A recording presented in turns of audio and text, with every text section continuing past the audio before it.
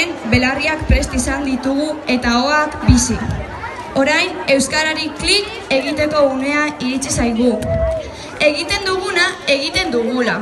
Euskaraz klikatzeko aukera izan nahi dugu etxean eta auzoan, Durango zabalean. Orain gaur jasotako gutun bat irakurriko dizuegu. Entzun adi mesedez.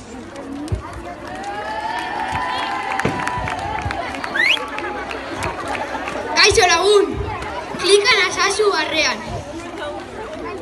klikatu negarrean, klika nazazu goizean, arratsean zein gauean, klika nazazu aurrez, aurre eta mobilean, klika nazazu amodioan, klikatu azerrerdian, klika nazazu kirolean, zein atxedenean, klika nazazu midian, eskuan eta buruan, klika nazazu besarkadadean, eta klikatu lagun artean.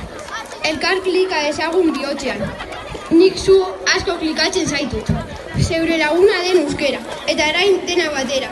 Klika, klika, klika, klika, klika, klika, klika,